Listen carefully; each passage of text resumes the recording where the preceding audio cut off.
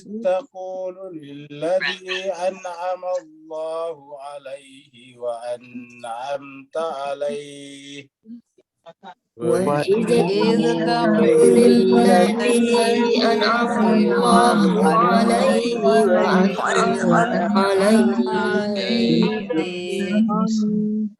أمسك عليك زوجك واتق الله وتخف في نفسك ما الله مبديه أمسك عليك زوجك واتق الله في نفسك ما الله مبديه وتخشى الناس والله أحق أن تخشاه وتخشى الناس والله أحق أن تخشاه فلما قضى زيد منها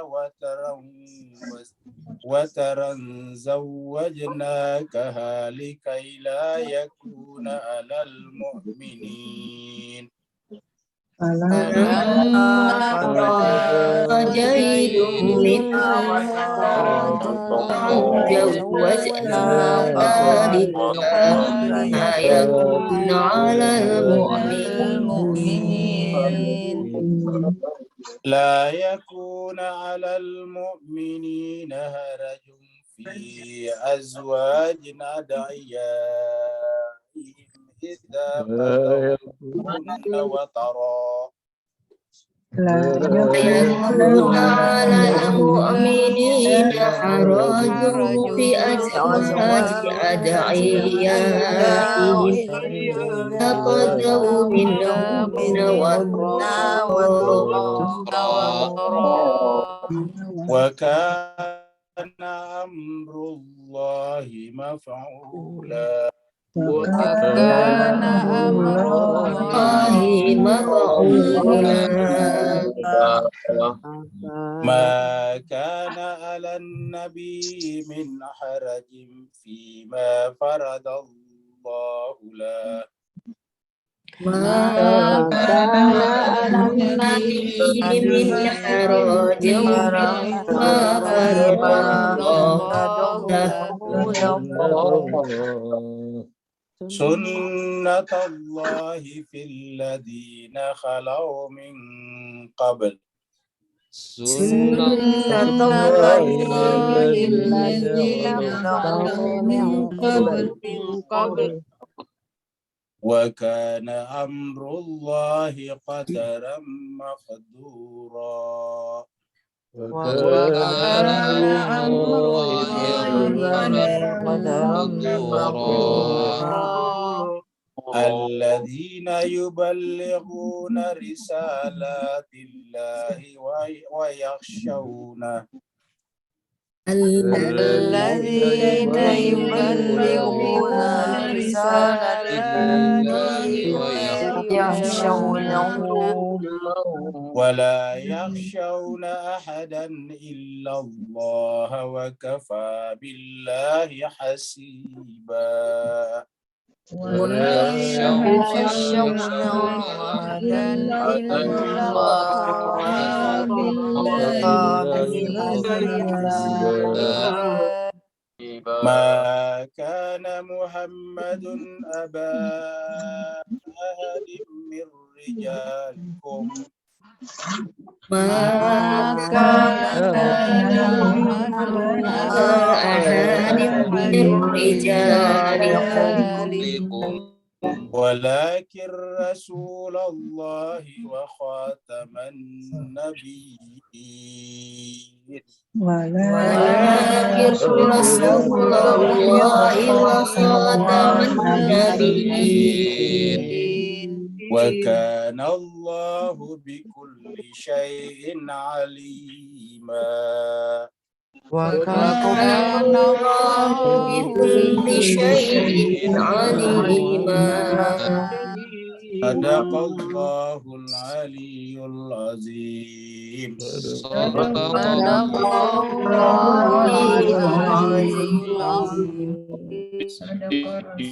Allahumma salli wa zid wa barik ala Rasulillah.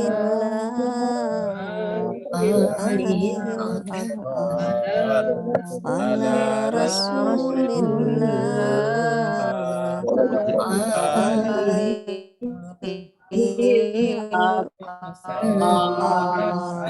Allahumma salli ala Muhammad wa ali Muhammad. Allahumma salli ala Muhammad wa ali Muhammad.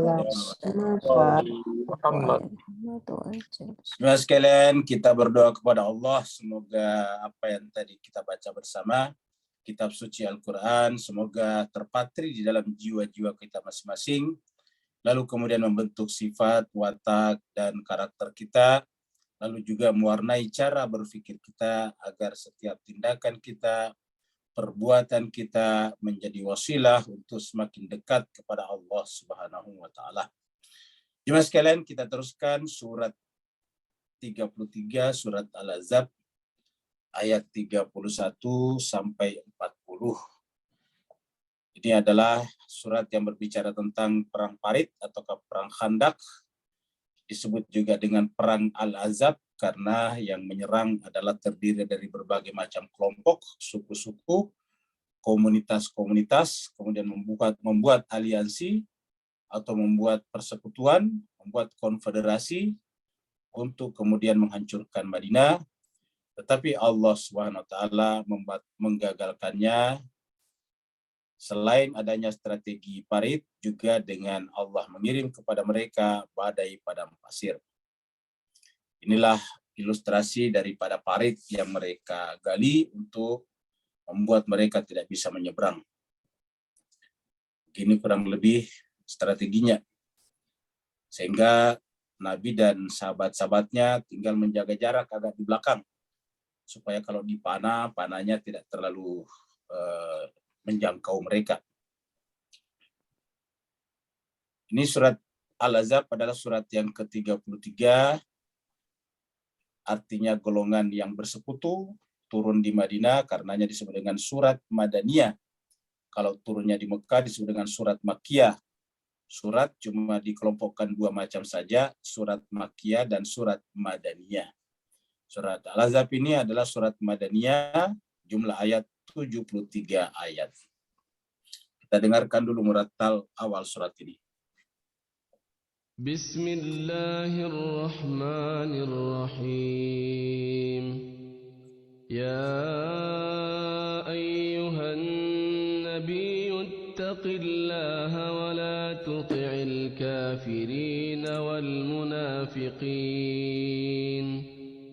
Inna Allah kana aliman hakima.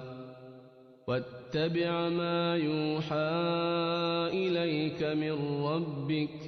Inna Allah kana bima ta'maluna khabira. Wa tawakkal 'ala Allah wa kafa billahi wakila. ما جعل الله لرجل من قلبين في جوفه وما جعل أزواجكم اللائي تظاهرون من. Terakhir kemarin kita sampai di ayat 30 yang masih berbicara tentang istri-istri Nabi. Terakhir Allah berfirman, A'udzubillahi minasyaitonirrajim, Bismillahirrahmanirrahim. Ya nisa an-nabi, wahai istri-istri Nabi.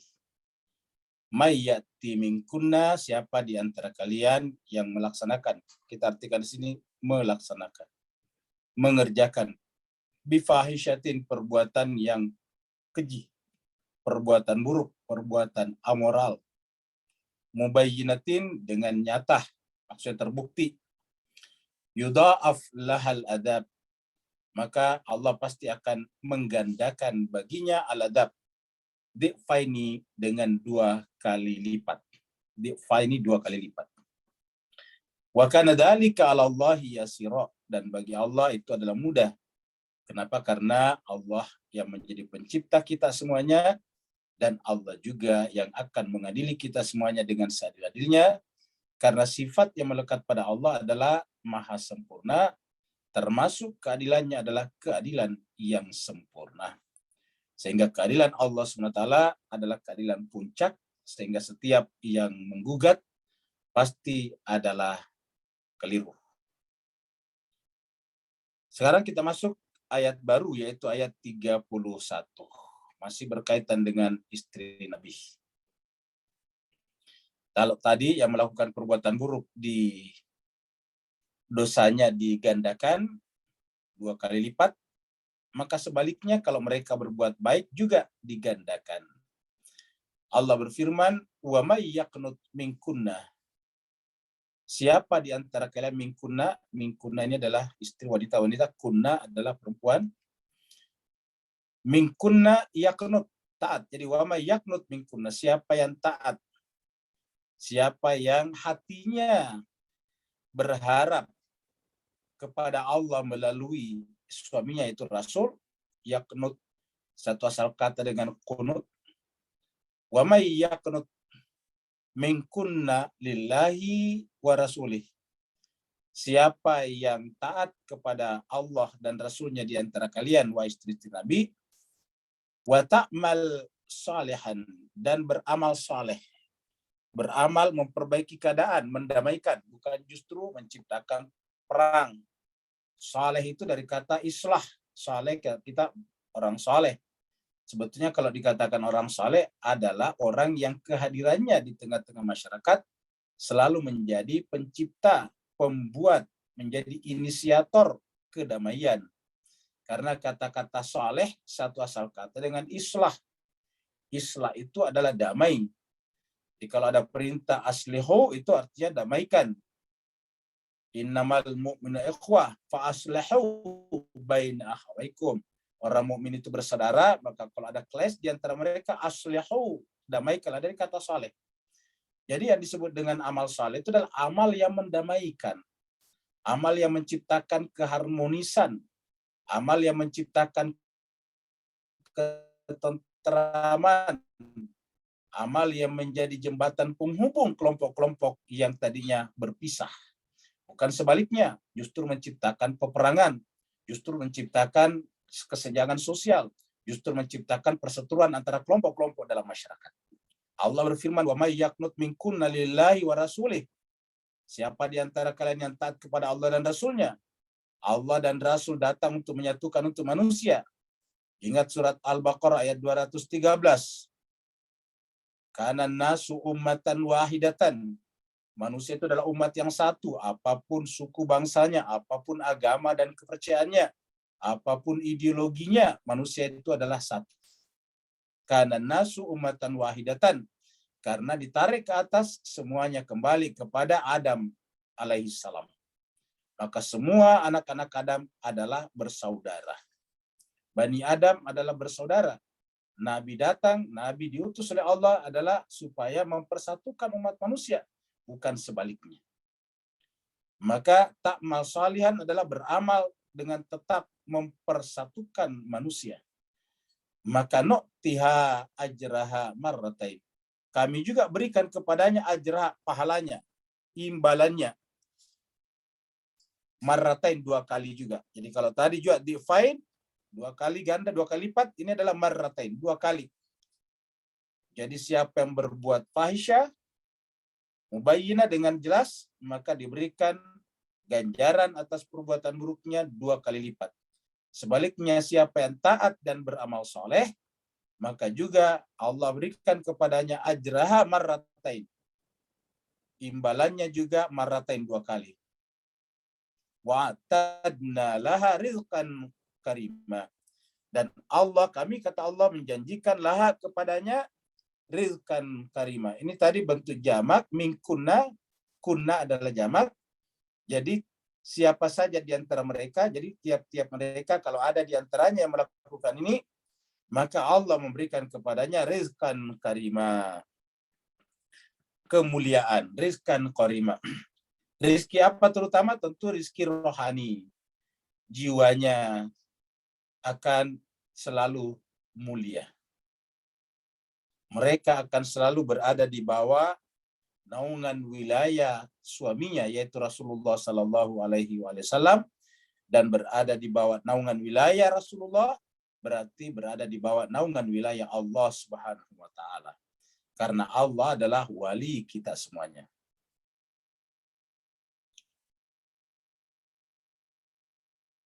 Ini masih ilustrasi istri-istri Nabi. Ya nisa an-Nabi, wahai istri-istri Nabi. Lastunna ka ahadim minan nisa. Wahai istri-istri Nabi, kalian itu tidak. Lastunna itu dari kata laisa.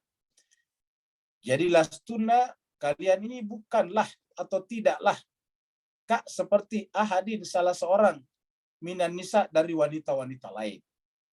Ini bahkan sebetulnya bukan hanya nisaan Nabi, tapi juga wanita-wanita mukminah. Ya nisaan Nabi, tetapi terutama istri Nabi. Karena Nabi adalah tadi disebut dia 21 uswatun hasanah.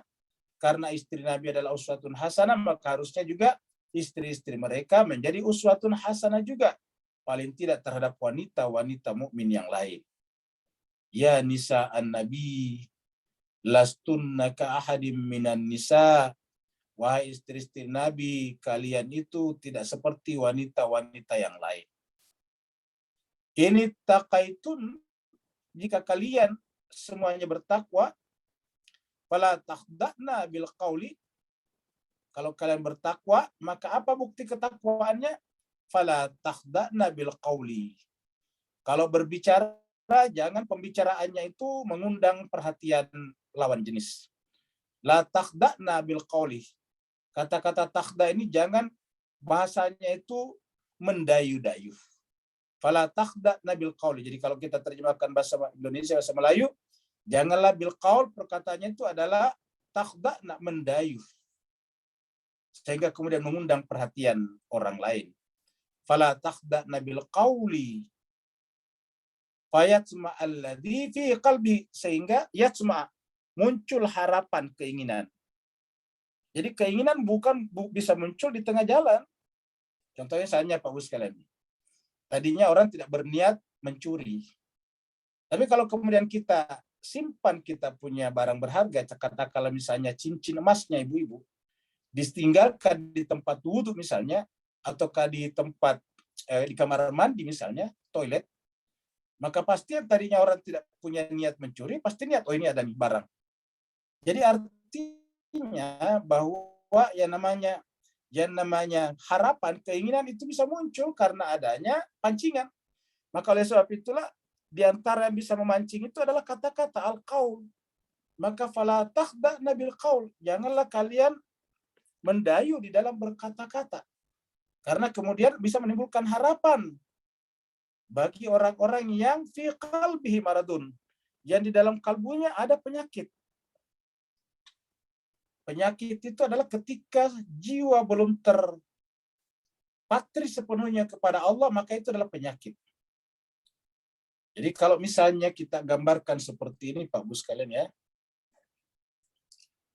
Kalau kita gambarkan ini adalah Allah Subhanahu wa Ta'ala, anggaplah ini adalah Allah ini, lalu kemudian harusnya jiwa kita ini harus masuk ke sini. Jadi harusnya jiwa kita harus masuk ke sini. Ya. Kita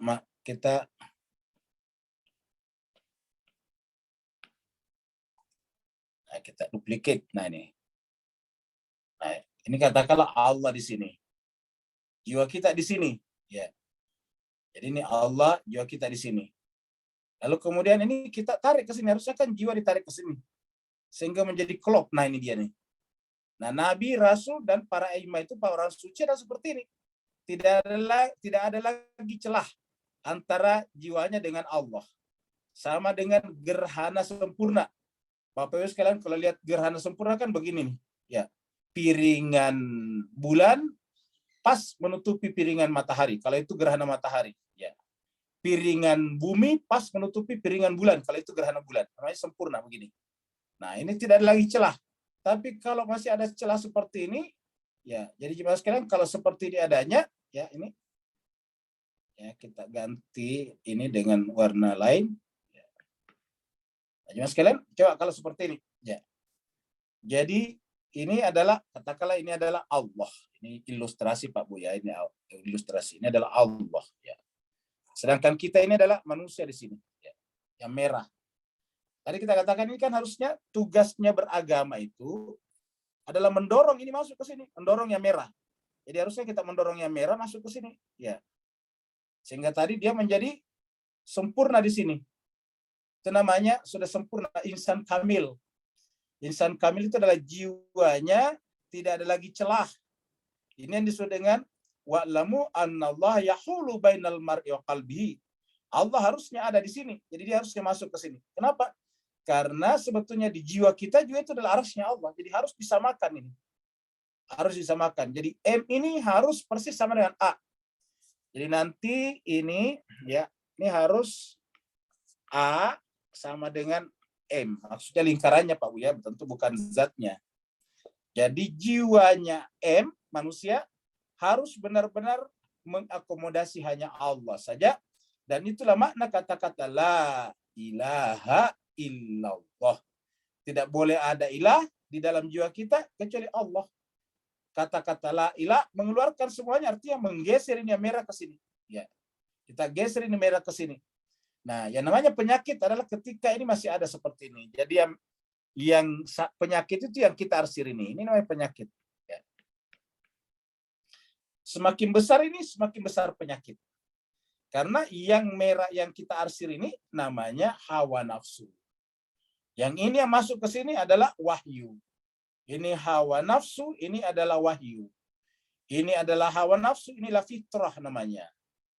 Jadi fitrah kita adalah fitrah Allah, fitrat Allah alladzi fataran nas 'alaiha.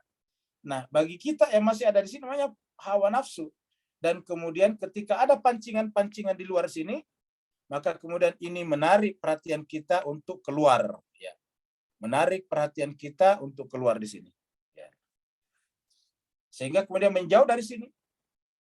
Ini yang disebut juga dengan wa nafsi wa masawa falhama fujuraha, fujurnya lari ke sini. Fujuraha wa taqwaha lari ke sini. Fujuraha wa taqwaha. Qad aflaha man zakaha wa qad khaba man dasaha. Jadi begitulah jemaah sekalian jiwa kita. Nah, sini dikatakan ya nisa an-nabi lastunna ka ahadim minan nisa. Kalian tidak seperti wanita-wanita yang lain. Ini taqaituna, jadi jika kalian bertakwa, takwa ini adalah sifat hati, sifat jiwa, kita tidak tahu menilai ketakwaan seseorang. Bahkan terkadang menilai ketakwaan kita ya tidak bisa. Lalu apa yang bisa kita lihat tahu dari ketakwaan kita? Yaitu melaksanakan ayat ini. Kalau dia bertakwa, maka dia menjalankan ayat ini. Fala takhda'na bil qawli. Janganlah bergemulai di dalam berkata-kata.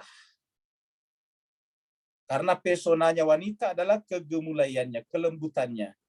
Sehingga kemudian fayat suma'a, lalu kemudian menimbulkan alladzi fi qalbihi maradun, bagi mereka yang ada penyakit dalam jiwanya. Dan karenanya waqulna, berkatalah.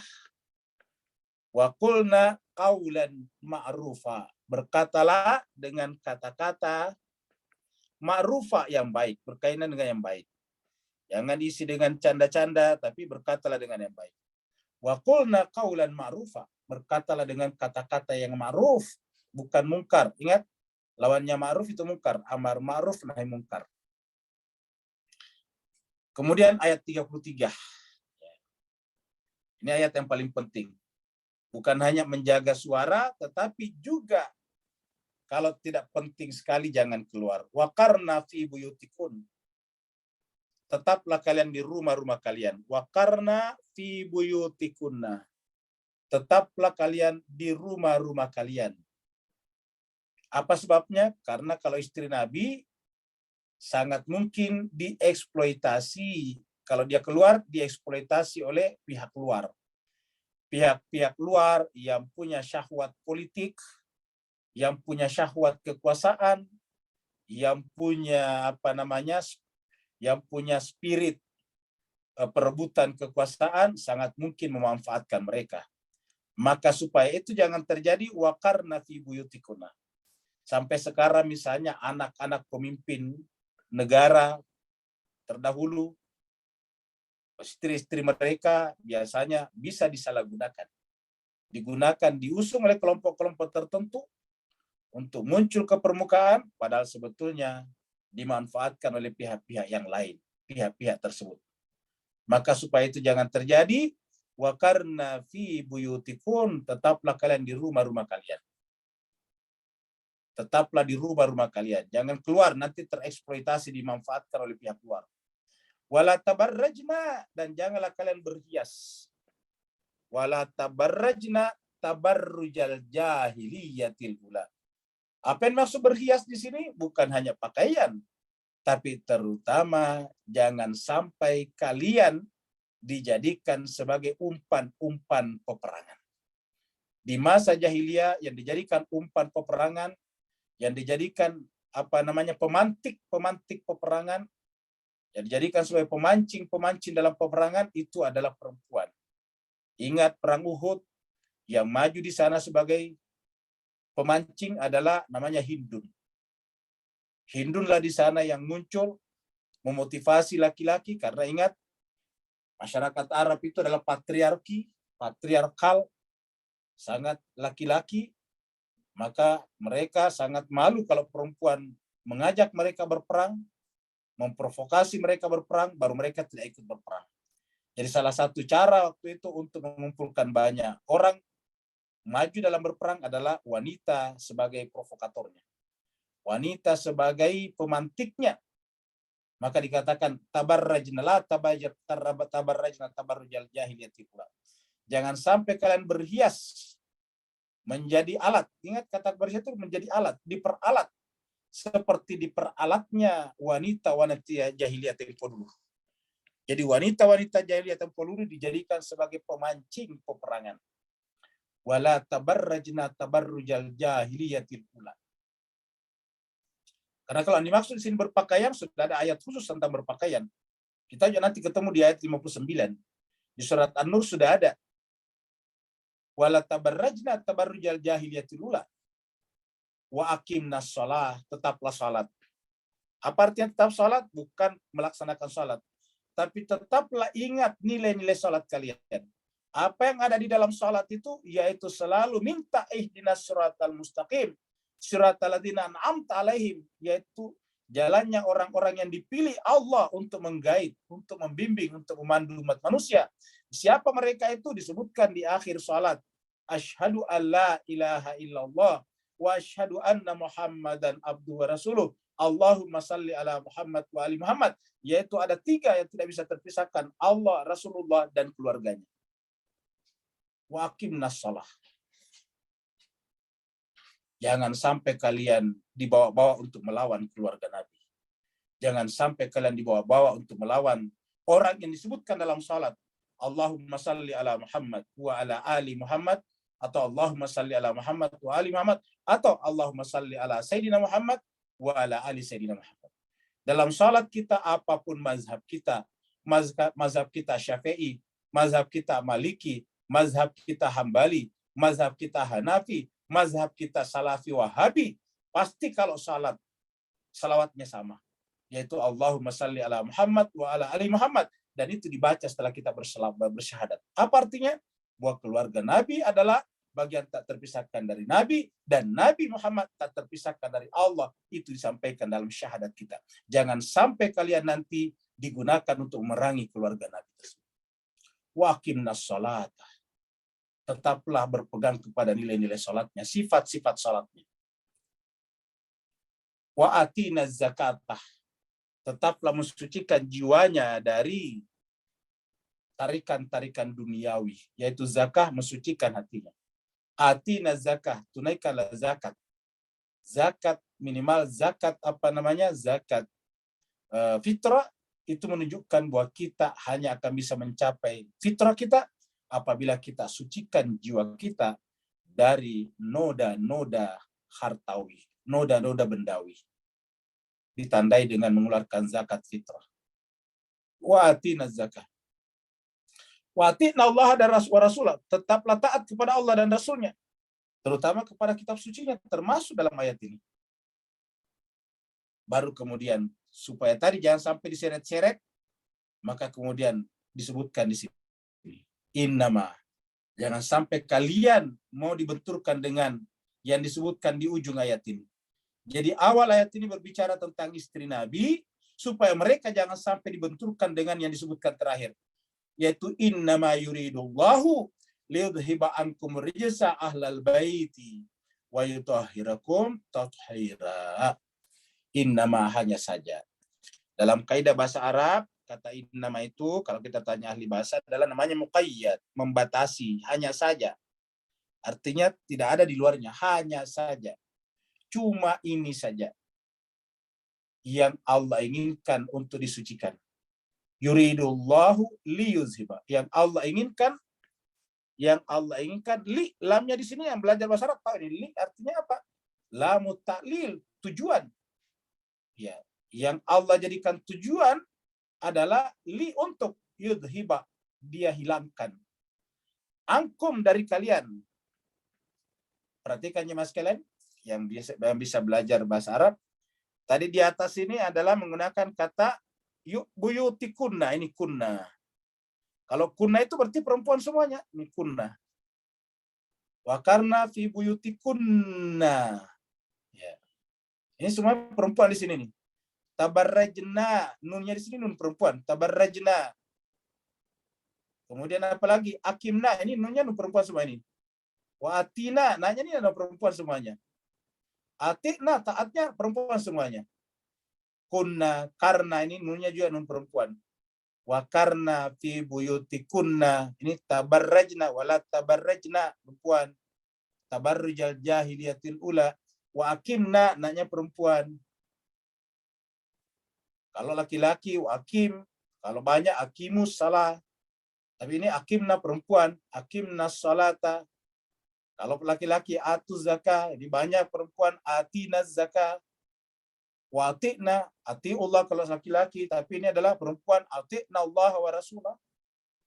Tiba-tiba di sini cuma sekalian berubah menjadi ankum kum. Nah, berarti kan ada perubahan di sini. Dari kunna perempuan menjadi laki-laki, campur laki perempuan di sini kum. Jadi innama yuridullahu liyudhiba ankumur rijsa. Hanya saja yang Allah inginkan adalah menghilangkan angkum dari kalian ar-rijs, kotoran-kotoran. Jemaah sekalian, kita manusia umat Islam boleh berbeda pendapat tentang siapa yang dimaksud dengan ahlul bait di sini. Tetapi yang jelas ahlul bait di sini pasti campur laki perempuan. Kenapa? Karena berarti tidak berbicara secara spesifik tentang istri Nabi saja. Kenapa berubah menjadi angkum di sini? Kalau istri Nabi saja tentu angkunna. Innama yuridullah liyudhiba angkunna. Tapi di sini berubah jadi angkum. Jadi Bapak Ibu sekalian, menghindari perdebatan, orang bisa masukkan siapa saja di dalam kategori ahlul bait, tapi siapa saja yang dimasukkan di dalamnya tidak akan mengeluarkan 4 oknum penting. Yaitu tidak mungkin mengeluarkan Sayyidina Ali bin Abi Thalib. Tidak mungkin mengeluarkan Sayyidah Fatimah Zahra. Tidak mungkin mengeluarkan Sayyidah Hasan, Sayyid Hasan, Sayyiduna Hasan. Tidak mungkin mengeluarkan Imam Hussein. Bisa memasukkan siapa saja, tetapi memasukkan yang lain tidak akan mengeluarkan yang 4 tersebut. Artinya apa? Yang 4 tersebut ada di dalam kata-kata liyudhiba ankum rijsa ahlul bait, ada di dalam kata-kata yaitu dibersihkan dari kotoran, sehingga melawan mereka pada hakikatnya adalah sama dengan kebatilan melawan kebenaran. Liyudhiba ankum rijsa ahlul bait. Ahlul bait. Jadi cuma sekali berbahagia, kata ahlul bait ada di dalam Al-Quran. Jadi ahlul bait itu sebetulnya bukanlah mazhab. Ahlul bait itu artinya Al-Quran. Jadi kalau Bapak Ibu sekalian menjadi pecinta ahlul bait, itu adalah melaksanakan perintah Al-Quran. Karena kata ahlul bait ada dalam Al-Quran. Apalagi ditekankan, innama yuridullah liyudhiba ankum rijsa ahlal bait wa yutahhirakum tathira, dan mensucikan kalian dan suci-sucinya. Kalau kita sepakat dengan ayat lain mengatakan bahwa Al-Quran hanya bisa dipahami secara sempurna oleh orang yang suci, la yamassu illal mutahharun, berarti mereka inilah la yamassuhu illal mutahharun.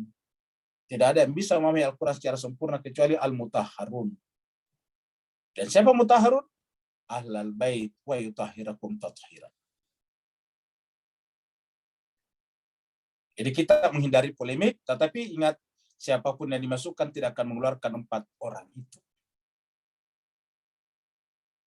Siapa itu orang yang dihilangkan rijasnya? Berarti orang yang semua tindakannya adalah rasional.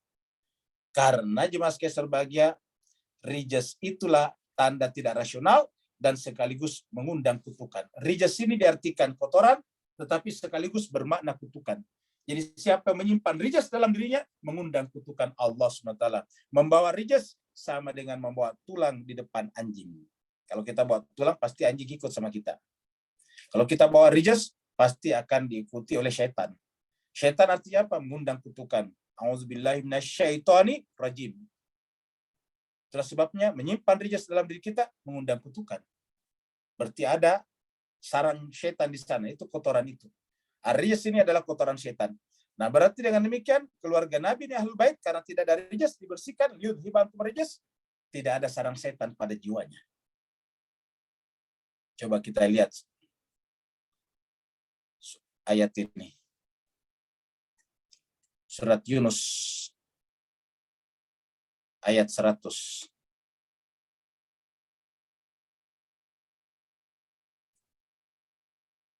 Allah berfirman, wa ma kana li nafsin, dan tidak mungkinlah li nafs bagi seseorang antuk mina beriman illa kecuali biidznillah, izin Allah.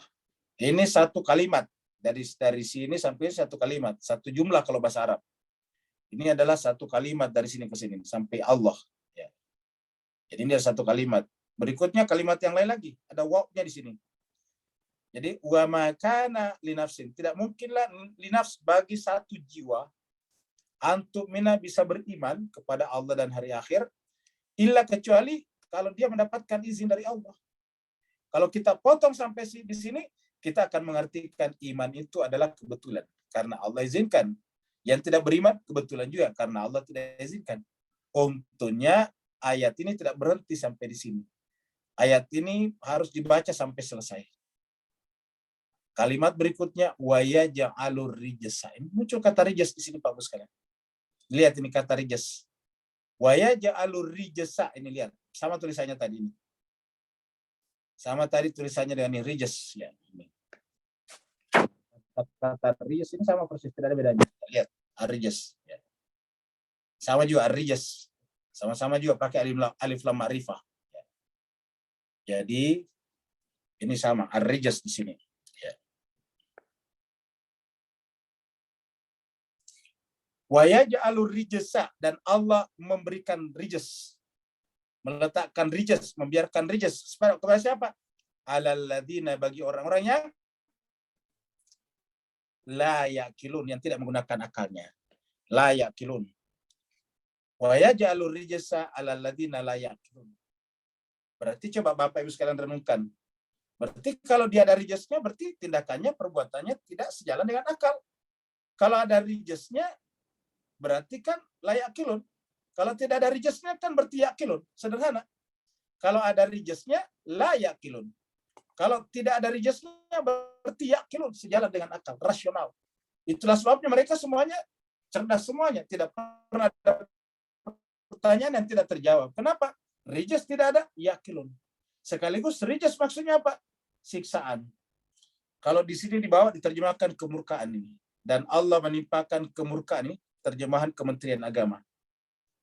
Allah menimpakan kemurkaan kepada orang-orang yang tidak mempergunakan akalnya. Jadi artinya apa? Orang yang dihilangkan rijasnya, tindakannya, perbuatannya adalah akliyah, rasional. Dan orang yang tindakan dan perbuatannya rasional, berarti fitrawi, sesuai dengan fitrah. Karena hakikat substansi jauhar daripada fitrah adalah akal. Itulah sebabnya dalam Al-Quran kata akal tidak ada dalam bentuk isim kata benda. Semuanya dalam bentuk kata kerja. Ya kilunkah, atau kata kilunkah, atau akaluhukah. Tidak ada kata benda, kata akulun dalam Al-Quran. Nah, jadi jemaah sekalian, wa karna fi buyutikunna wa la tabarrajna tabarrujal jahiliyatil ula wa aqimna sholata wa atina zakah wa ati'na Allah wa rasulah. Apa sebabnya? Innama yuridullah liyudhiba ankum rijsa. Siapa ankumnya? Ahlal bait wa yutahhirakum tatahira. Jadi kalau kita ikut kepada ahlul bait ini bukan karena fanatisme, juga bukan karena apa, tetapi karena ayat ini ayat. Terserah siapa saja yang dimasukkan dalam ahlul bait, tapi berdasarkan Al-Quran ahlul bait. Bukan ahli yang lain, tapi ahlul bait.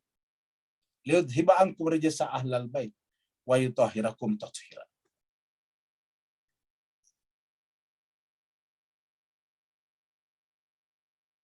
Ini ayat 34, masih ilustrasi istri Nabi.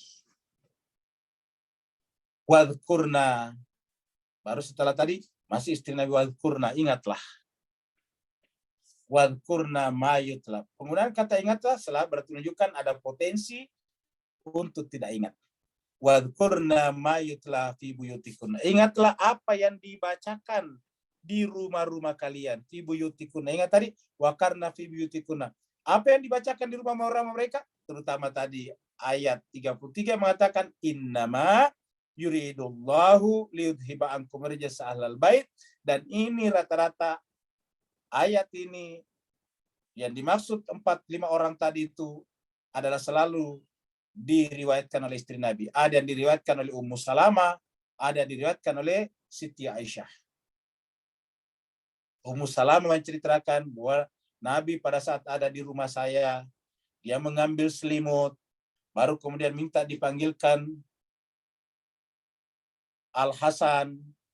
Maka kemudian Al-Hasan datang, suruh masuk ke dalam selimutnya, suruh panggilkan Al-Husain, suruh masuk dalam selimutnya. Setelah itu suruh panggil Ali, Ali datang, Fatimah datang, terus kemudian Ali datang, empat-empatnya datang berlima dengan Nabi, baru membacakan innama yuridullah liyudhiba ankum rijsa ahlal bait wa yutahhirakum tathira. Riwayat dari Aisyah juga begitu, tidak menggunakan selimut tapi menggunakan rumah. Kata Aisyah bahwa Nabi ada di rumah saya, dia minta dipanggilkan Al-Husain, Al-Husain datang, panggilkan Al-Hasan, Al-Hasan datang, panggilkan Ali, Ali datang, panggilkan Fatimah, Fatimah datang. Mereka kemudian berkumpul lalu mengatakan innama yuridullah liyudhiba ankum rijsa ahlal bait wa yutahhirakum tathira. Tapi kita tentu menghormati riwayat-riwayat yang lain yang memasukkan selain daripada mereka. Apa sebabnya? Supaya Islam tetap bersatu. Kita menghormati semuanya, tetapi siapapun yang dimasukkan di dalamnya tidak akan mengeluarkan yang 4 tadi itu. Yaitu Sayyidina Ali bin Abi Thalib, Sayyidah Fatimah Zahra, kemudian Al-Hasan, kemudian Al-Husain. Tidak mungkin mengeluarkan 4-4-nya. Bisa ditambahkan siapa saja. Nah, maka kemudian dikatakan wadhkurna ma yutla fi buyutikunna. Ingatlah ayat yang dibacakan di rumah kalian itu tadi. Min ayatilah, di antara ayat-ayat Allah. Wal hikmah. Wal hikmah. Apa itu al-hikmah? Al-hikmah adalah orang-orang yang sudah mencapai puncak. Karena dalam surat Al-Baqarah dikatakan yu'til hikmata ma yasha, kan berarti ada orang. Yu'til hikmata ma yasha, berarti ada orang yang diberikan hikmah itu. Yu'til hikmata ma yasha wa ma yu'tal hikmata faqad utiya khairan katsira. Allah memberikan hikmah kepada siapa yang dikehendakinya, dan siapa yang memberikan hikmah dia menjadi kumpulan kebaikan. Contoh dalam Al-Quran yang diberikan hikmah adalah Luqmanul Hakim. Wa ataina Luqmanal hikmatah. Dan kami berikan kepada Luqman al-hikmah. Wa ataina Luqmanal hikmatah. Innallaha kana latifan khabira. Dan Allah tidak bisa kita bermain kucing-kucingan. Apa sebabnya? Dia halus. Allah itu adalah latifan, maha halus. Artinya apa? Menjangkau bukan hanya benda-benda, tetapi jiwa manusia yang paling dalam. Jiwa manusia, jiwa kita yang paling dalam, dasar dari dasarnya jiwa kita, Allah juga hadir di sana. Yang disebut dengan rahasia yang ada dalam jiwa kita itu juga Tuhan di sana. Sirrul asrar, Tuhan ada di sana. Kenapa? Dia latif.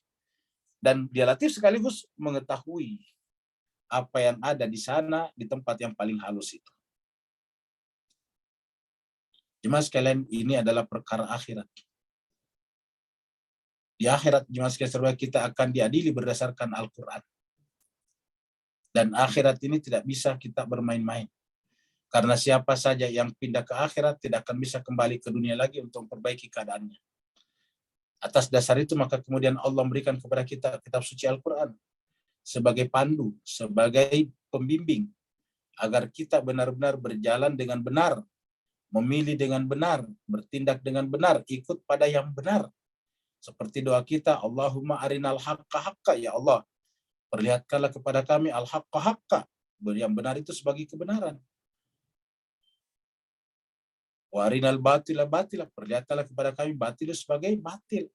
Karena jangan sampai yang benar kita anggap batil, yang batil kita anggap benar. Maka Al-Quran datang menceritakan semuanya. Bahwa yang disucikan dalam Al-Quran adalah Ahlul Bait Nabi. Innama yuridullah liyudhiba ankum rijsa ahlal bait wa yutahhirakum tathira.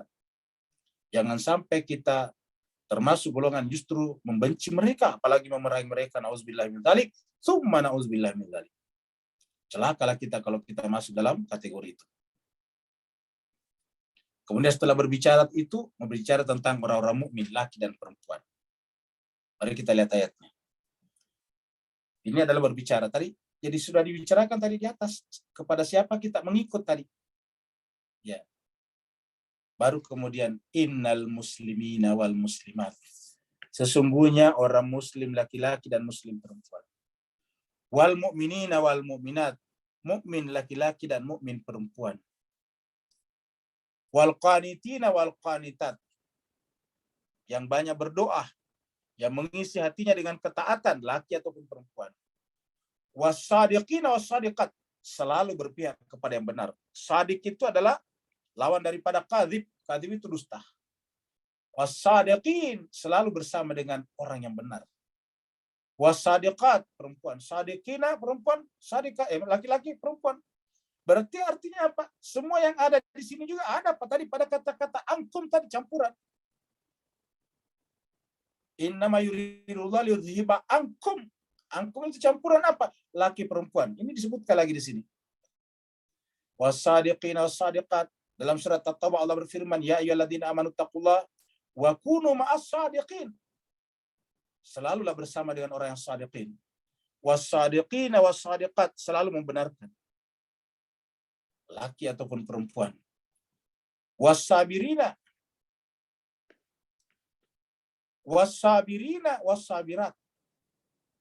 Sabar laki-laki dan sabar perempuan. Coba kita pikir jemaah sekalian, siapa kira-kira yang paling sabar kalau bukan pada keluarga Nabi tersebut? Wassabirina wassabirat. Ingat, keluarga Nabi itu secara keduniaan mereka tidak dapat apa-apa dari aktivitas kakek dan ayah mereka. Khadijatul Kubra adalah wanita paling kaya di Mekah. Tidak ada yang tidak mengenal kekayaannya. Sejarah mencatatnya. Sejarah apapun kita baca akan mencatat Khadijah adalah wanita kaya. Tapi anak-anaknya meninggal dunia. Ditinggalkan apa? Fatimah ditinggalkan apa oleh ibunya? Tidak ada.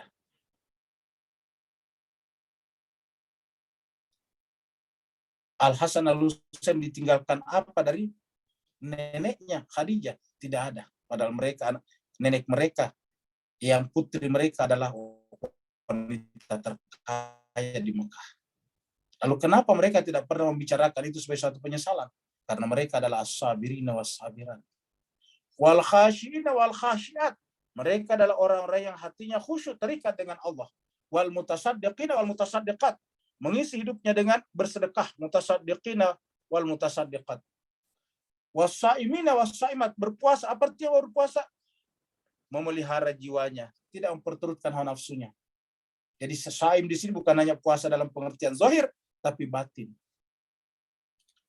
Wal hafizina furujahum wal hafizat, Mereka adalah orang-orang menjaga marwahnya, harga dirinya, laki ataupun perempuan. Kemudian wadzakirina Allah katsira. Mereka, hati mereka, jiwa mereka hanya diisi dengan Allah. Wadzakirina katsiran wadzakirat. Adallahu lahum maghfiratan wa ajran azima.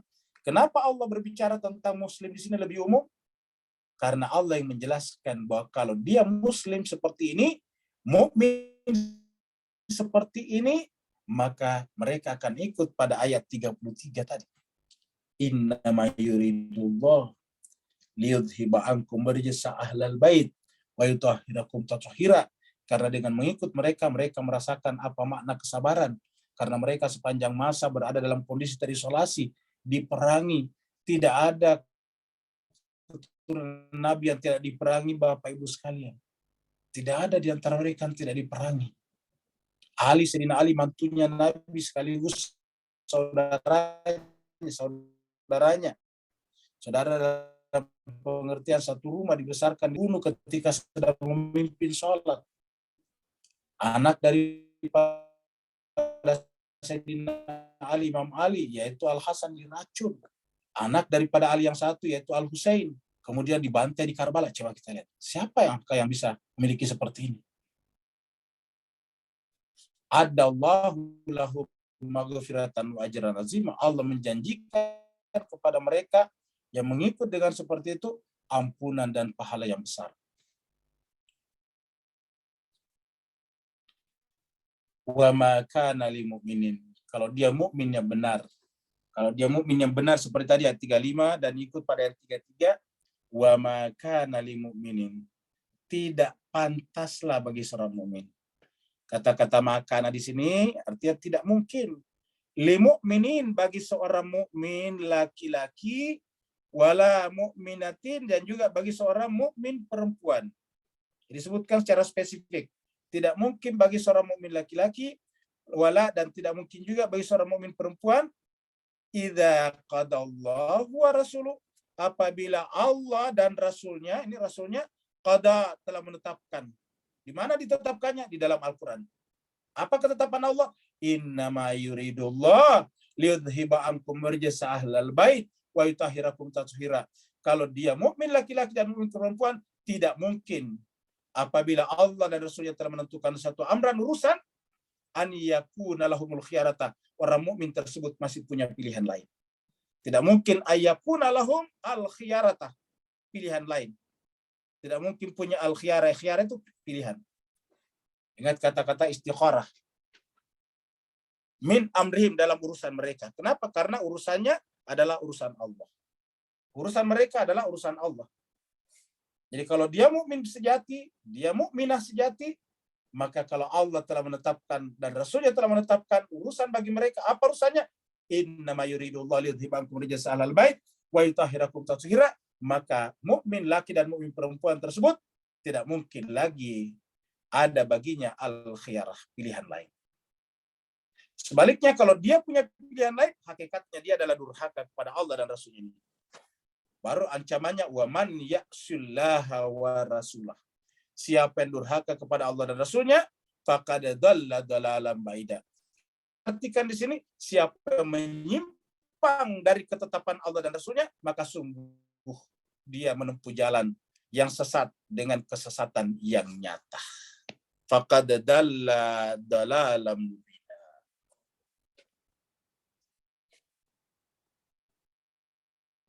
Kita masih kembali kepada istri Nabi yang bernama Zainab binti Jahsh. Jadi ada salah satu istri Nabi bernama Zainab, yang merupakan kerabatnya juga. Wa istaqulu lilladzina an'ama Allahu. Ini ayat 37. Dan ingatlah ketika engkau Muhammad. Ini taknya di sini Muhammad. Ketika engkau takul berkata lilladzi, kepada orang yang an'amallahu, yang telah Allah beri nikmat atasnya. Jadi an'amallah, Allah berikan nikmat kepadanya dengan apa? Dengan berwilayah kepada Nabi. Wa an'amta alaihi, dan kamu juga Muhammad telah memberikan nikmat kepada mereka. Jadi kalau kalau Nabi memberikan nikmat kepada mereka, hakikatnya Allah beri nikmat kepadanya. Apa nikmatnya? Nikmat berwilayah. Ingat, yang dibicarakan di sini adalah Zaid. Zaid daripada siapa? Putra daripada Harisah, ayah daripada Usama. Usama terkenal. Dialah yang menjadi komandan perang terakhir yang dipilih oleh Rasul sebelum Rasul meninggal. Namanya anaknya adalah Usama bin Zaid bin Harithah. Yang dibicarakan di sini adalah Zaid bin Harithah. Zaid ini adalah tadinya budak. Lalu kemudian dimerdekakan dan dijadikan sebagai anak angkat oleh Nabi.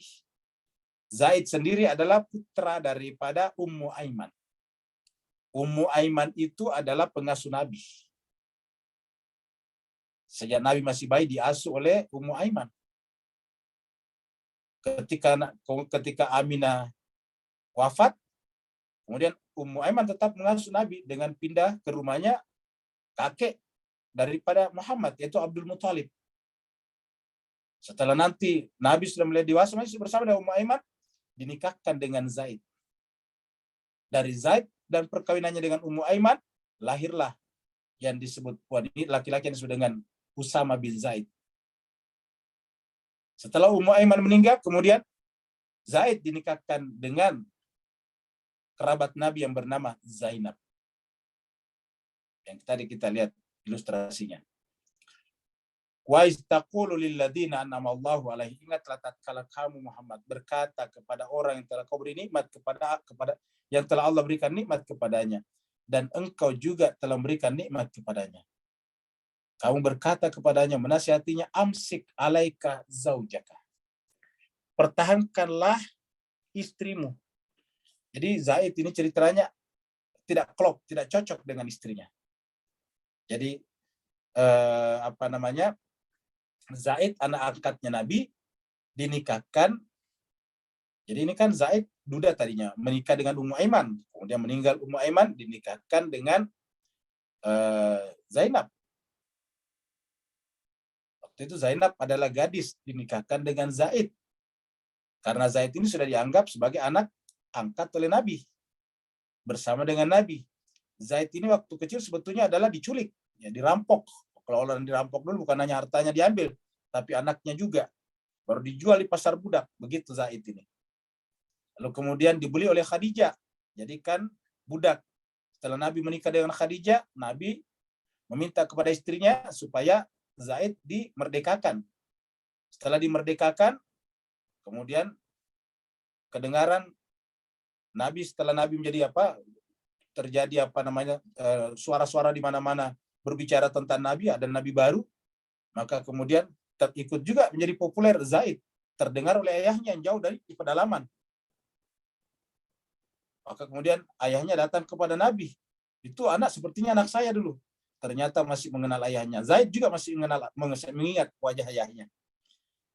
Setelah Zaid ketemu dengan ayahnya, Nabi memberikan kesempatan kepada Zaid, wahai Zaid, sekarang terserah kamu.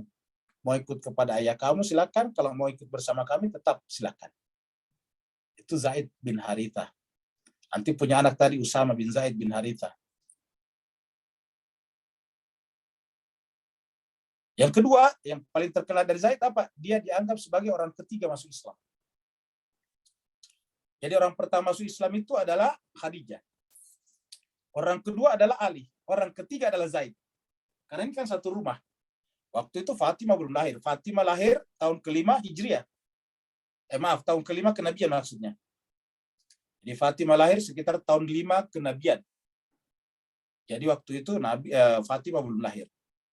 Jadi yang ada di rumah tangga Nabi itu selain Khadijah adalah juga Ali. Maka yang masuk Islam pertama kali adalah Khadijatul Kubra, terus kemudian Sayyidina Ali bin Abi Thalib, kemudian dicatatkan juga adalah Zaid bin Harithah. Lalu kemudian turun ayat ini di Madinah.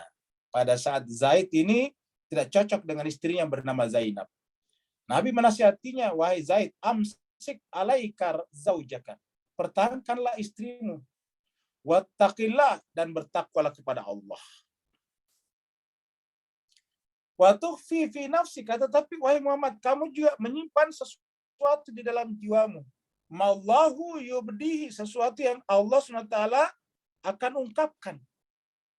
Apa yang disimpan Nabi di dalam jiwanya, Nabi itu bertanggung jawab kepada Zainab. Karena Nabi lah yang menikahkan Zainab. Zainab ini bangsawan Quraisy. Sedangkan tadi kita katakan Zaid ini adalah dari pedalaman. Cuma kemudian dia menjadi populer karena tinggal di rumah Nabi. Lalu kemudian dinikahkan. Maka kemudian ketika rumah tangga ini tidak cocok, Nabi bertanggung jawab. Kalau nanti Zaid akan menceraikan istrinya, ya Nabi akan menikahi Zainab. Maka dikatakan, wa tukhfi fi nafsika ma Allahu mubdihi. Kamu menyimpan sesuatu dalam jiwamu yang Allah akan ungkapkan. Wa takhshan nasa wallahu ahaqqu an takhsha. Kamu khawatirkan manusia karena pada saat itu tidak boleh seorang ayah angkat menikahi bekas atau janda daripada anak angkatnya. Karena istri anak angkat diperlakukan sama dengan istri anak kandung pada saat itu. Nah, hukum ini akan dirubah dalam Al-Quran. Karena namanya anak angkat itu kan tidak punya hubungan biologis apa-apa. Anak angkat itu sebetulnya adalah murni hubungan kemanusiaan. Karena murni hubungan kemanusiaan tidak boleh mempengaruhi hukum. Wa takhshan nasa wallahu ahaqqu an takhsha. Kamu khawatirkan manusia, padahal yang paling berhak kamu takuti adalah Allah. Maka falamma qada Zaidun, tatkala Zaid telah memutuskan minha, haknya kembali kepada istrinya, wataran, keperluan maksudnya sudah selesai, proses perceraiannya, masa iddahnya, maka kemudian zawwajnakaha. Kata Allah, kami menikahkan engkau dengan Zainab. Zawwajnakaha. Likai, supaya. Jadi tujuannya apa? Tujuannya murni masalah hukum. Zawwajnakaha, kami menikahkan engkau dengan Zainab. Likai, agar la yakuna alal mu'minin, supaya bagi orang-orang mukmin nanti tidak ada harajun, tidak ada keberatan, tidak ada halangan fi azwaji adaiyaihim, di dalam menikahi istri, mantan istri daripada anak-anak angkatnya. Karena anak angkat sama dengan orang lain, kedekatan kita adalah bersifat humanistik. Seperti mana kalau kita bersahabat dengan seseorang, kedekatan itu murni humanistik, tidak ada hubungan darah. Bahkan tidak ada juga hukuman hukum, tidak ada hubungan hukum. Persaudaraan itu tidak ada ikatan hukum. Yang ada ikatan hukumnya itu pernikahan. Idza qadau minhunna watara, apabila mereka telah memenuhi, menyelesaikan keperluannya, yaitu perceraiannya sudah selesai. Wa kana amrullahi maf'ula, dan urusan Allah pasti terlaksana. Ini masih ilustrasi wanita Nabi. Maka na 'alan nabi min harajin. Maka na 'alan nabi, tidak ada pada diri Nabi min haraj, keberatan. Fima faradallahu lahu, apa yang telah Allah tetapkan, fardukan baginya. Jadi Nabi kalau sudah Allah tetapkan baginya, tidak mungkin dia menolak. Masa Nabi menolak ketetapan Allah? Maka na 'alan nabi min harajin fima qadallahu wa rasul fima faradallahu lahu. Karena semua ketetapan Allah bersifat hukum sunnat Allah fil ladzina khalau min qabl. Karena itu adalah merupakan sunnah Allah, hukum Allah, peraturan Allah yang berlaku pada masa-masa terdahulu. Maksudnya agama samawi. Wa kana amrullahi qadaran maqdura. Dan yang namanya urusan Allah pasti akan berlaku. Qadaran maqdura. Kalau sudah ditetapkan, akan terjadi. Kemudian ayat berikutnya kita bicara tentang setelah keluarga Nabi, orang mukmin ini penyebar Islam. Penyebar Islam. Dari Timur Tengah, terutama dari keluarga Nabi nantinya, kemudian menyebar ke seluruh penjuru dunia. Sahabat-sahabat Nabi menyebar ke seluruh dunia. Ada yang sampai ke Cina, bahkan dikatakan ada sampai ke Fakfak, Jayapura, Papua. Ada yang menyebar ke Asia Tenggara ini. Di antara penyebar Islam yang terkenal di Asia Tenggara adalah namanya Habib Nuh Al-Habsyi, yang ada kuburannya di Singapura. Teman-teman kita, ikhwan kita di Singapura pasti akrab dengan ini. Orangnya adalah ini. Dia termasuk salah satu penyebar Islam di Asia Tenggara. Alladzina, orang-orang yang yuballighuna risalatillah, yang menyampaikan. Orang-orang yang yuballighuna, menyampaikan risalatillah, risalah Allah. Jadi orang-orang yuballighuna, jadi tidak punya motif apa-apa, tidak punya motif politik, menunggangi institusi-institusi, lalu kemudian untuk kepentingan-kepentingan jangka pendek. Itu bukan mubalik, namanya mubalik itu benar-benar hanya membawa, membimbing, menggait manusia kepada kebenaran. Alladzina yuballighuna risalatillah, orang-orang yang menyampaikan risalah Allah. Wa yakhshawnahu, dan benar-benar takut kepadanya. Ingat, innama yakhsyallaha min ibadihi al-ulama. Yang disebut ulama itu tidak dilihat dari ilmunya saja, tetapi terutama yakhsyallah. Jadi kata-kata innama juga adalah muqayyad sama tadi, innama yuridullah. Jadi buat tidak semua orang berilmu berhak disebut ulama Allah. Alim Allah. Sebagaimana juga waliullah. Tidak semua wali disebut dengan waliullah. Siapakah ulama Allah? Yaitu innama yakhsyallah min ibadihi al-ulama. Wa yakhshawnahu wa la yakhshawna ahadan illallah. Dan tidak takut kepada siapapun kecuali hanya kepada Allah saja.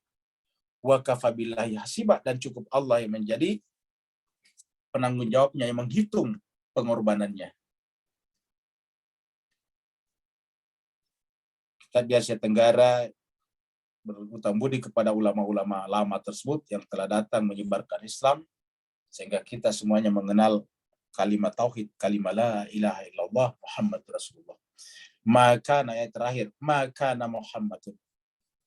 Muhammad itu bukanlah. Jadi maka bukanlah Muhammad itu aba, ayah, biologis, ahadim min rijalikum, dari kalian. Jadi kehadiran Nabi di tengah-tengah kita, terutama sebagai Rasul Allah. Ini Rasulullah, Rasul Allah. Jadi maka Muhammadun aba ahadim min rijalikum, artinya semua kita harus menganggap Muhammad itu sebagai ayah-ayah kita. Ingat permulaan daripada surat ini, bahwa bagi orang mukmin Muhammad itu lebih utama, Nabi itu adalah lebih utama daripada dirinya sendiri. Aula min anfusihim, lebih utama daripada diri mereka sendiri. Maka Muhammadun aba ahadim min rijalikum, walakin, akan tetapi Muhammad itu adalah Rasulullah wa khataman nabiyyin. Dia adalah Rasul Allah, dia penerus rasul-rasul sebelumnya, tetapi dia adalah nabi terakhir. Wa khataman nabiyyin, dia adalah penutupnya nabi-nabi. Wa kana Allahu bikulli syai'in alima, dan Allah Maha mengetahui segala sesuatu. Bikulli syai'in alima, Maha mengetahui. Jadi jemaah sekalian berbahagia, Muhammad itu bukanlah ayah daripada salah seorang di antara kita, tetapi walaupun dia bukan ayah kita, dia adalah ayah daripada Fatimah, kakek dan secara biologis daripada Hasan dan Husain. Tapi Nabi datang kepada kita menempatkan dirinya sebagai ayah-ayah kita. Dalam Al-Quran dikatakan, laqad ja'akum rasulun min anfusikum, ingat, min anfusikum, azizun alaihi manittum, harisun alaikum bil mu'minina raufur rahim. Mudah-mudahan memberikan manfaat bagi kita semuanya, sehingga kita bisa mendapatkan pengetahuan dari 10 ayat yang telah kita bahas ini. Pembahasan 10 ayat ini berkisar pada satu, istri-istri Nabi, yang kedua keluarga Nabi, yang ketiga orang mukmin laki-laki dan mukmin perempuan. Yang mau bertanya dipersilahkan. Ya, silakan. Assalamualaikum Ustaz. Waalaikumsalam warahmatullahi wabarakatuh. Alhamdulillah, barakallahu fiik. Ustaz, balik pada kaitan ayat 33 tadi Ustaz, dengan apa yang saya nak cuba kaitkan ni, betulkan saya serta beri pencerahan. Ayat berapa tadi? Surah Al-Ahzab ayat 33, dan kemudian kepada surah Baqarah yang cuba saya kaitkan, memberi saya gambaran luas tentang cerita besar yang asal usul sampai bawa kepada ayat 33 tadi. Perbetulkan saya dan beri pencerahan lanjut Ustaz. Ya, begini soalan saya. Bismillahirrahmanirrahim. Ma'asalawat. Allahumma salli ala Muhammad wa ali Muhammad. Iblis janji untuk menyesatkan anak Adam sampai mereka berakhir dengan tidak bersyukur. Ini terbit gara-gara daripada kejadian Iblis dikutuk Allah kerana tak terima wilayah Ahmad di alam sana dan juga Muhammad di alam sini. Dan cerita ini bila sampai ke alam sini, syukur tadi saya cuba kaitkan dengan ayat pada hari ini kusempurnakan agamamu bagimu, dan ada kena-mengena dengan hari di mana dalam Ghadir Hum, peristiwa Ghadir Hum, sempurnanya tadi, lengkapnya tadi, agama tadi adalah gara-gara pengangkatan sang imam yang Iblis tolak daripada awal-awal di alam Alastu Rabbikum tadi. Kemudian benda ni diperkuatkan oleh ayat 33 tadi sebagai satu benda yang takkidkan kepada hati-hati yang tak nampak cerita besar yang saya cuba selami tadi. Afwan Ustaz, afwan semua. Barakallahu fiik. Baik, terima kasih banyak Pak Nur. Jadi jemaah sekalian berbahagia, yang disebutkan tadi Pak Nur selain 33 adalah surat Al-A'raf. Ya, ini kita lihat surat Al-A'raf, surat yang ke-7. Ya, jadi kita baca secara cepat ya. Ini mulai dari ayat 11. Surat Al-A'raf, surat ke-7. Allah berfirman, "Walaqad khalaqnakum", sungguh kami telah menciptakan kalian wahai manusia. "Tsumma sawarnakum", kemudian kami membentuk rupa kalian. "Tsumma qulna lil malaika", kemudian kami berfirman kepada malaikat, "Isjudu li Adama", sujudlah kepada Adam. Ini di sini kata kum, manusia.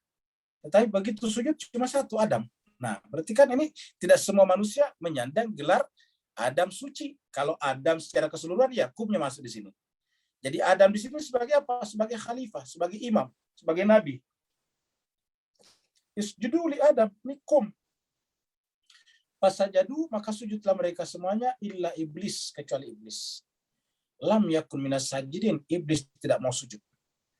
Qala, lalu kemudian Allah bertanya kepada iblis, "Ma mana'aka alla tasjuda iz amartuk?" Wahai iblis, ma mana'aka, apa masalahmu? Apa yang menghalangi kamu alla tasjuda, untuk tidak bersujud? Iz, ketika amartuka, aku sendiri, tuhnya aku, kata Tuhan. Aku sendiri yang memerintahkan kamu untuk sujud, kenapa tidak sujud? Qala, iblis menjawab, ana khairu min, aku kan lebih baik dari dia. Kata-kata tadi, ana khairu min, saya lebih baik dari dia. Khalaqtani min nar, kau ciptakan aku Tuhan dari api, wa khalaqtahu min tin, sementara dia hanya kau ciptakan dari tanah. Apa kata Allah? Qala, Allah berfirman, kalau begitu fahbit minha, turunlah daripada kalangan orang-orang suci, alam malakut, keluarlah dari penghuni surga. Apa sebabnya? Fama yakunu laka anta takabbar fiha, karena tidak ada tempat di kalangan alam malakut di surga bagi orang yang tatakabbar, menyombongkan dirinya, istikbar. Fakhruj, keluarlah, jadi yusir keluar dari wilayah makhluk-makhluk yang suci. Innaka minas sagirin, dengan menyombongkan diri di hadapanku kamu justru menjadi hina, sagirin, kecil. Qala, maka kemudian iblis meminta, wahai Tuhan, anzirni ila yaumi yub'atsun. Ya Tuhan, berikanlah tangguh kepada saya sampai hari kebangkitan. Qala, karena Allah itu adalah pengasih, dia menerima permintaannya. Innaka minal munzarin, kamu saya akan tangguhkan sampai hari kebangkitan. Tapi namanya saja iblis, setelah dijabah doanya, bukannya bertaubat dan berbuat baik, tapi dia membuat janji tadi yang dibacakan Pak Nur. Qala, iblis berkata, fabima aghwaytani, wahai Tuhan, karena kamu telah memvonis aku sesat, la'aqudanna, saya akan duduk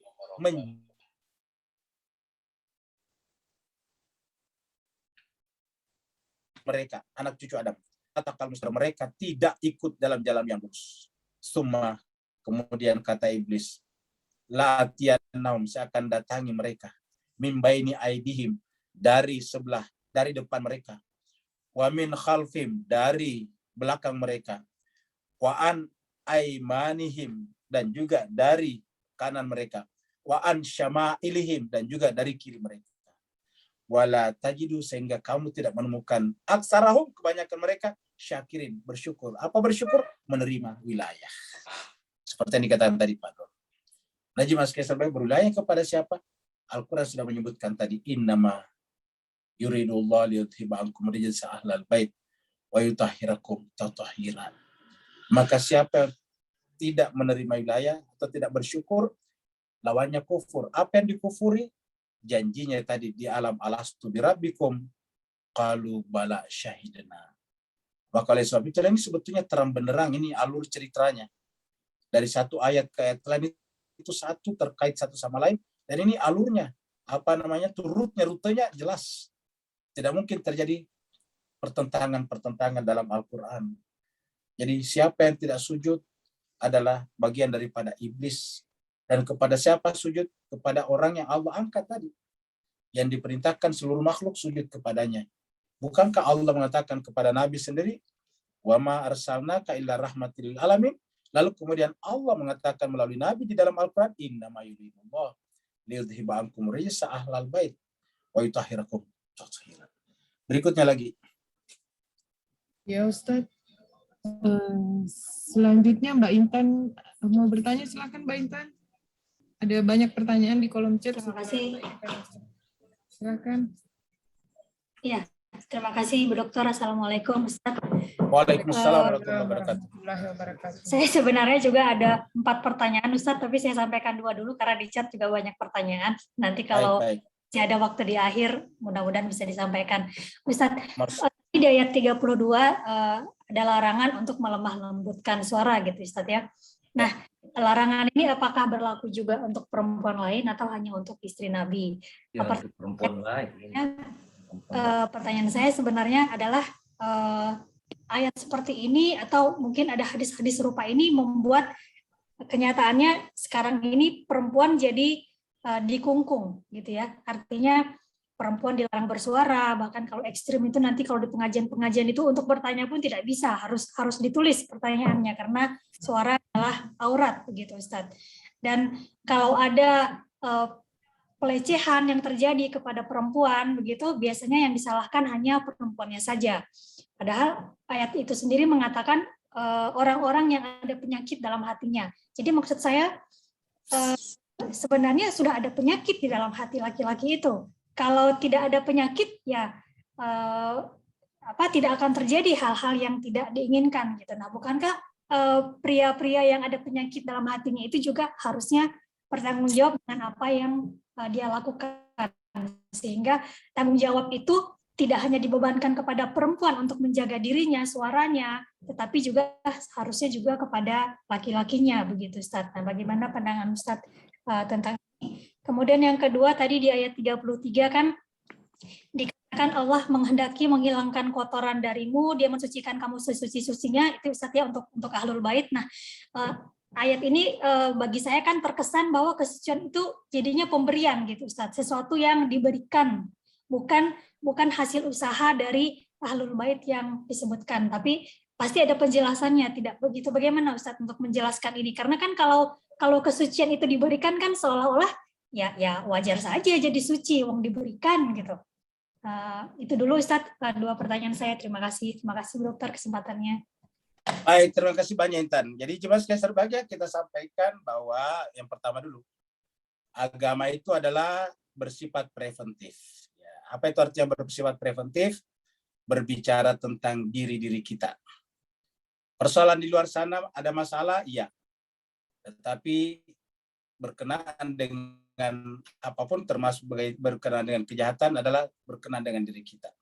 Artinya bahwa di luar sana banyak pencuri, banyak orang yang berniat jahat, memang perlu juga mendidik mereka, memperbaiki mereka, tetapi urgensi mendidik dan memperbaiki mereka tidak lantas menghilangkan atau membatalkan upaya individual kita, upaya pribadi kita untuk menggembok rumah kita. Tidak bisa nanti kita katakan setelah kecurian salah dia, kenapa dia masuk rumah saya. Ya, jadi bahwa memang dia salah juga, iya, makanya disuruh penyakit. Tetapi adanya orang berpenyakit di luar sana tidak lantas melonggarkan tanggung jawab pribadi kita. Itulah sebabnya agama bekerja pada 2 sisi. Yang pertama adalah edukasi, yaitu memperbaiki masyarakat, kita semua harus ambil bagian. Tapi pada saat yang sama juga agama berbicara tentang pencegahan, preventif. Jadi agama berbicara tentang pendidikan, agama berbicara tentang juga memperbaiki keadaan dan berbicara tentang bagaimana kita juga menjaga diri kita. Seperti itu. Jadi bahwa dengan adanya misalnya peraturan lalu lintas dan sebagainya, tidak lantas berarti lalu lintas tidak dibutuhkan. Tetap dibutuhkan karena pada saat-saat tertentu banyak orang yang tiba-tiba kehilangan kesadarannya tentang undang-undang berlalu lintas apabila tidak ada polisi di jalan raya. Dan seperti itulah juga manusia. Ketika kemudian manusia tidak menjaga dirinya, tidak kemudian bisa mengendalikan orang lain. Jadi orang lain tidak bisa kita kendalikan, yang bisa kita kendalikan adalah diri-diri kita masing-masing. Benar tadi bahwa kalau terjadi hal-hal yang tidak diinginkan, ya mereka laki-laki juga berdosa. Tetapi oleh Allah kita disuruh juga menjaga diri-diri kita masing-masing. Supaya kita jangan jadi korban daripada orang-orang yang tadi ada penyakit dalam jiwanya. Agama datang untuk menyelamatkan orang yang zalim dan juga orang yang terzalimi. Agama datang menyelamatkan orang yang jadi korban dan juga orang yang mengorbankan orang lain. Agama bekerja pada semua sisi karena agama adalah untuk seluruh level, tingkat, dan strata sosial masyarakat. Yang kedua adalah kesucian adalah pemberian. Jawabannya iya, tapi bukan pemberian yang sifatnya cuma-cuma. Ingat, kita harus mulai daripada variabel kita mulai dari paradigma kita. Tuhan itu kan maha sempurna. Apa artinya maha sempurna? Keadilannya juga sempurna.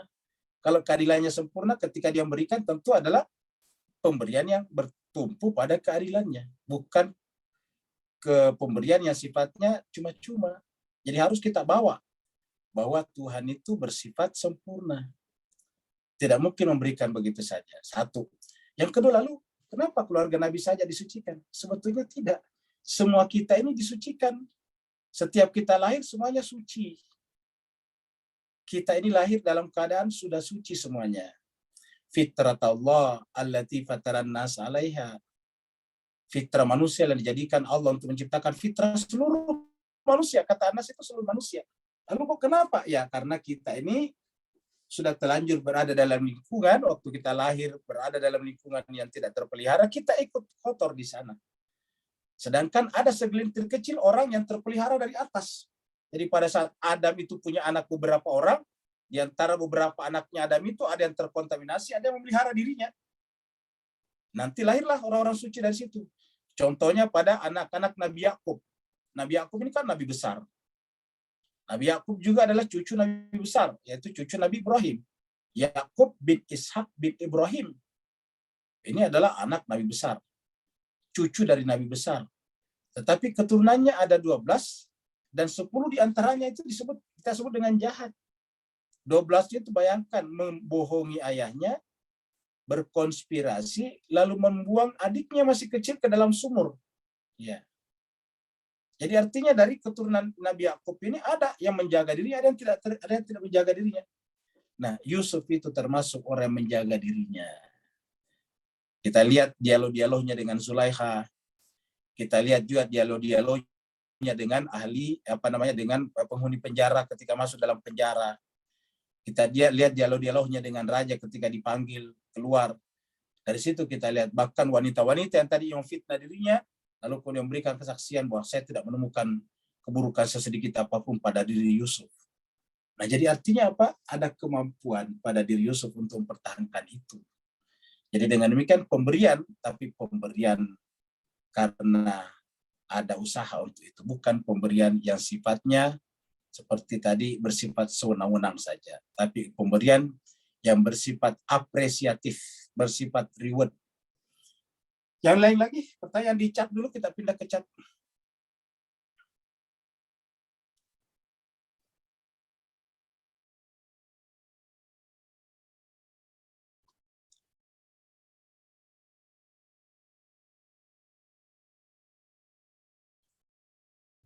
Oh, tidak kedengaran suaranya, iya. Pertanyaan pertama dari Pak Saniman, Pak Ustaz. Saniman ya.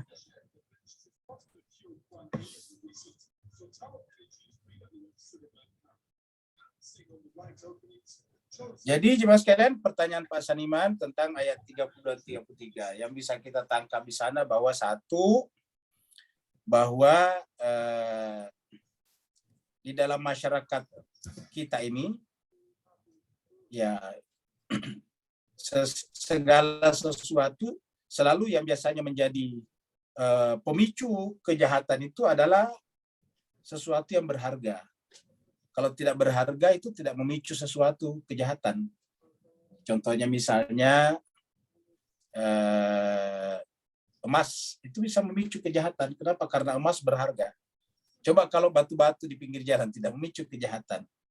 Kenapa? Karena tidak ada nilainya. Tapi begitu emas bisa memicu kejahatan.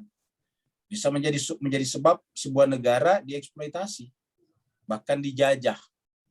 Karena ada sumber daya alamnya yang sangat berharga, minyak misalnya. Jadi sumber kejahatan itu yang melahirkan misalnya kolonialisme itu adalah sesuatu yang berharga. Kita tahu bahwa penyebab kita dikolonisasi dulu selama 300 tahun itu karena kita punya kekayaan rempah-rempah. Jadi kita kemudian dijajah. Nah begitulah juga di mana-mana selalu begitu. Nah maka oleh sebab itulah wanita ini adalah makhluk yang paling berharga, maka supaya tidak menimbulkan masalah, nah Allah mengajarkan kepada kita melalui ayat 32 ini, terutama wanita-wanita yang berstatus sebagai istri terutama, supaya menjaga dirinya, karena bisa menjadi pemicu terjadinya kejahatan. Jadi seperti itu. Kemudian yang ketiga, yang ayat 33, nah supaya kita tidak masuk dalam kategori itu, kita harus punya pegangan. Kita harus punya pedoman. Dan pedoman itu adalah manusia-manusia suci, karena mereka telah mendapatkan semacam Allah telah memberikan kepada kita jaminan bahwa mereka itu adalah seperti ini. Siapa misalnya kalau kita dalam kehidupan sehari-hari perlu namanya personal garanti. Personal garanti nantinya itu akan menjadi jaminan kita mempercayai seseorang. Misalnya karena temannya si A, maka kita kemudian percaya. Jadi perlu namanya jaminan-jaminan, garansi-garansi perorangan. Nah, begitulah Allah memberikan garansi kepada kita bahwa yang disebut dengan keluarga Nabi itu adalah keluarga yang disucikan, sehingga ikutlah pada mereka, karena tidak mungkin mereka mengeksploitasi kebernilaian kalian sebagai manusia untuk tujuan-tujuan jangka pendek mereka. Karena itu banyak yang terjadi. Kemudian dari Ratna Gali. Terima kasih Pak Ustadz. Ya, sama-sama Pak. Ya, seperti tadi, apakah artinya ada yang melakukan larangan tersebut sehingga Allah memberikan peringatan secara spesifik? Apa yang maksudnya nih? Salam Ustaz. Ketika Allah memberi peringatan-peringatan di ayat-ayat seperti tadi, apakah artinya ada yang melakukan larangan? Apa yang melakukan larangan? Menaati perintah Allah. Dan sebaiknya ada yang betul-betul. Larangan memberikan apa? Ustaz, mungkin maksudnya Allah memberikan peringatan seperti itu, janganlah kamu melemah lembutkan suaramu. Apakah karena sebelumnya sudah ada yang melakukan lemah lembutkan suara? Kayaknya begitu mungkin Ustaz. Iya, saya kalau lihat ini sudah dilakukan. Ada yang melakukan larangan, kan larangan bukan berarti perbuatan. Iya. Apakah artinya ada yang melakukan larangan? Ini Gali, mana Gali? Ini Gali. Bicara Gali. Gali. Dan sebaliknya ada yang betul-betul melakukan. Galinya jangan-jangan bertanya baru kabur nih. Saya coba bantu ini Ustadz. Kayaknya jadi maksudnya tuh di antara istri-istri Nabi ada yang melakukan perbuatan mungkar terhadap instruksi dari Nabi. Tapi ada juga yang di ayat berikutnya yang melakukan ketaatan kepada Nabi. Mungkin maksudnya Mbak Gali gitu kali. Ya, makanya kita ini cuma persepsi tentang Gali aja semuanya nih. Karena kalau lihat di kalimatnya, apakah artinya ada yang melakukan larangan tersebut? Melakukan larangan, maksudnya melanggar kali ya, melanggar larangan. Maksudnya melanggar kayaknya. Sehingga Allah memberikan peringatan. Ya, mungkin maksudnya ada yang melanggar larangan itu ya. Ya, mungkin dari istrinya. Melakukan larangan, tetapi melanggar larangan. Ya? Mungkin dari istri-istrinya itu ada ya, mungkin ada Nabi yang melanggar larangan, sehingga menyampaikan. Ingat mas sekalian, larangan dalam Al-Quran tidak selamanya harus ada melanggar dulu, tapi selalu potensi itu ada. Potensi ada baru ada larangan, tapi kalau potensi tidak ada, Allah tidak larang. Contohnya misalnya minum arak, itu ada potensi karena bisa diminum. Tapi tidak ada larangan minum air laut. Kenapa tidak ada orang minum air laut? Ya. Jadi tidak ada orang manapun yang mau minum air laut. Tapi kalau minum tuak, minum khamr ada. Jadi makanya dilarang. Cari dalam Al-Quran larangan minum air laut, tidak ada. Kalau begitu kita boleh minum air laut, silakan aja, tapi tidak akan ada yang mau meminumnya. Ya, larangan minum bensin, tidak ada. Ya, kenapa? Tidak akan ada yang mau meminumnya. Jadi semua yang potensinya tidak ada, tidak mungkin dilarang. Semua yang dilarang berarti ada potensi terjadinya pelanggaran terhadap larangan itu. Jadi adanya larangan, tidak boleh kita lantas menuduh ada yang melakukan pelanggaran. Enggak, terlalu jauh. Nah, kemudian dari Sinta tadi. Nah, ini baru Sinta nih. Salah. Mengenai ayat 33. Mengapa info tentang Ahlul Bait seakan diselipkan di ayat tentang istri Rasulullah? Apakah ini semacam kuis dari Allah agar manusia menggunakan akalnya saat membaca Al-Quran? Bukan hanya agar manusia, memang dari awal sudah dikatakan Al-Quran itu harus pakai akal. Ya, la dina liman la aqlalahu. Tidak ada agama bagi tidak ada yang berakal. Kalau dikatakan ad-dinu wal akal, kita tanya, apa itu din? Din apa Al-Quran? Laisal islama, bukanlah ad-din, laisa dinul Islam, bukanlah agama Islam kalau bukan Al-Quran. Bidunil Quran, berarti Al-Quran itu adalah ad-din itu sendiri. Jadi kalau dikatakan Al-Quran adalah din dan dikatakan la dina liman la aqlalahu, tidak ada agama bagi orang tidak berakal, berarti ya memang dari awal harus menggunakan akal. Makanya kemudian kita membaca itu harus benar-benar menggunakan akal pikiran kita sehingga kita bisa memahami makna-makna yang terkandung di sana, termasuk misalnya perubahan mukhatab dari kunna menjadi kum, itu kan namanya ada perubahan mukhatab, dan itu yang bisa memikirkan orang yang berakal. Kemudian Ya, terima kasih Ustadz. ya sama-sama Sin. Ini si Max ini sekaligus memberikan tagline abonnya ayam semua. Oh, ya, kita ini perlu ini. Bentar lagi kita dapat kiriman abon. Kalian promo. Iya, amin. Abonnya suka ayam. Pemesan pertama Pak Rum, tebet. Catat Max, pemesan pertama Pak Rum, tebet. Abon ayam. Di luar rumah keluarga Nabi siapa saja yang awal-awal masuk Islam? Ya, di luar keluarga Nabi siapa saja yang awal-awal masuk Islam? Ya, banyak di antara awal masuk Islam awal seperti misalnya Mus'ab bin Umair misalnya. Itu termasuk awal. Bilal bin Rabah. Kemudian apalagi Ammar bin Yasir. Kemudian istrinya Yasir namanya Sumayyah. Itu semuanya awal-awal masuk Islam. Khabbab al-Arat itu banyak. Bahkan termasuk Sa'ad bin Abi Waqqas, ayah daripada Umar bin Sa'ad yang ikut membunuh Imam Husain di Karbala, itu adalah termasuk awal masuk Islam itu Sa'ad bin Abi Waqqas. Ya. Itu di luar keluarga Nabi. Saya kira apalagi jika berkenan bisa sedikit jelasin tentang Hasan Al-Yamani Ustaz. Ini kita tidak bicarakan karena ya, menyimpang jauh ya, jadi nanti lain kali tidak terhubung dengan ini. Ya silakan. Ya, Assalamualaikum warahmatullahi wabarakatuh. Waalaikumsalam warahmatullahi wabarakatuh. Hanya apa istilahnya Pak? Mempertegas saja mungkin ya Ustaz ya di ayat yang 33 tadi itu. Ini kan apa? Di kelompok ya apa kawan-kawan kita yang sebelah ya mempersoalkan Ahlul Bait ini kan, mereka tetap ngotot lah gitu. Bahasanya bahwa istri-istri Rasulullah termasuk di dalamnya gitu loh. Tapi dalam ayat ini kan apa? Dikunci di terakhir itu Ustaz ya. Innama yuridullahu yuzhiba ankumur rijza ahlal bait wa yutahhirukum. Tadi Ustaz juga sudah tegaskan kita tidak ingin perdebatkan siapapun yang akan dimasukkan ke situ gitu, tapi yang 4 itu tidak boleh. Ahlul kisah istilahnya Ustaz ya.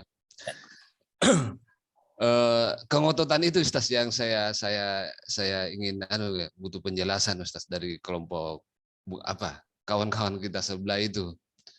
Dan itu juga reasoningnya juga seperti itu, bahwa masa istri-istri Rasulullah itu bukan keluarga dalam rumah lah gitu, Ahlul Bait bahasa kasarnya. Mohon pencerahannya Ustaz. Assalamualaikum warahmatullahi wabarakatuh. Baik, terima kasih banyak Ustaz Aidin.